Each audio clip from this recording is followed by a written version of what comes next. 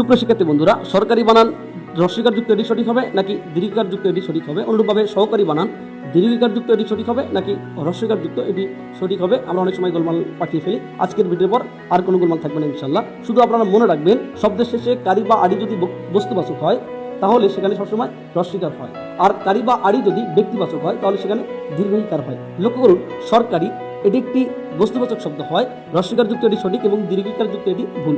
অনুরূপভাবে সহকারী এটি একটি ব্যক্তিবাচক শব্দ হয়, দীর্ঘিকার যুক্ত এটি সঠিক এবং রস্বইকার যুক্ত এটি ভুল। অনুরূপভাবে রকমারি পাইকারি বস্তুবাচক, যার কারণে এখানে রস্বইকার ব্যবহার করা হয়েছে। অনুরূপভাবে পথচারী, উপকারী, কর্মচারী, আবেদনকারী এগুলো ব্যক্তিবাচক হয়, এগুলোর শেষে দীর্ঘিকার ব্যবহার করা হয়েছে।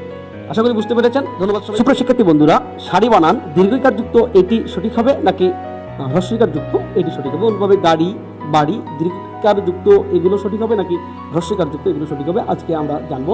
শুধু আপনারা মনে রাখবেন যে বস্তুবাচক সকল শব্দে সবসময়ের জন্য রস্বইকার হয়। তার মানে শাড়ি, গাড়ি, বাড়ি এগুলো সবগুলো বস্তুবাচক, যার কারণে দীর্ঘিকার যুক্ত এগুলো সব ভুল হবে এবং রস্বইকার যুক্ত এগুলো সব সঠিক হবে। অনুরূপভাবে চুড়ি, মাটি, বাটি, ঘটি, ঘুড়ি সবগুলো বস্তুবাচক শব্দ হয়, সবগুলোর সাথে রস্বইকার ব্যবহার করা হয়েছে। আশা করি বুঝতে পেরেছেন। শিক্ষার্থী বন্ধুরা, সোনালী বানান দীর্ঘিকার যুক্ত এটি সঠিক হবে নাকি রস্বইকার যুক্ত এটি সঠিক হবে? অনুরূপভাবে মিতালি, বর্ণালী, খেয়ালি, রূপালী দীর্ঘিকার যুক্ত এই পাশের এগুলো সঠিক হবে নাকি রস্বইকার যুক্ত এগুলো সঠিক হবে? এটা নিয়ে আমরা অনেকে ঝামেলায় পড়ে যাই।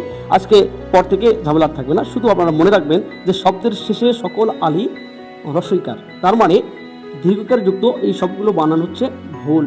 অনুরূপভাবে রস্বইকার যুক্ত সোনালী, মিতালি, বর্ণালী, খেয়ালি, রূপালী এসব বানান সঠিক। তবে নামের ক্ষেত্রে রস্বইকার অথবা দীর্ঘিকার কোনো সমস্যা ডেকে আনে না। সুপ্রিয় শিক্ষার্থী বন্ধুরা, বিষয়াবলী, রচনাবলী, সূত্রাবলী, শর্তাবলী, কার্যাবলী, নিয়মাবলী এসব বানানের শেষে দীর্ঘিকার হবে নাকি রস্বইকার হবে, এটা নিয়ে অনেক সময় আমরা ঝামেলায় পড়ে যাই।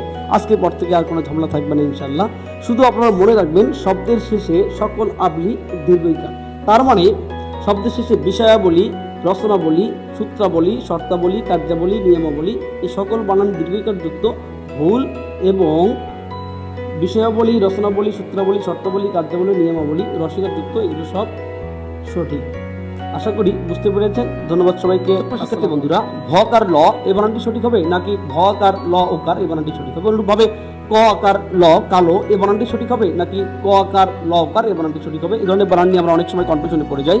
শুধু আপনারা মনে রাখবেন, ওকারান্ত বিশেষণ বা ক্রিয়াপদ সবসময় ওকার হয়, অর্থাৎ যদি কোনো বিশেষণ এবং ক্রিয়াপদের শেষে উচ্চারণে ওকার আসে তাহলে আপনাকে বানানেও ওকার লিখতে হবে।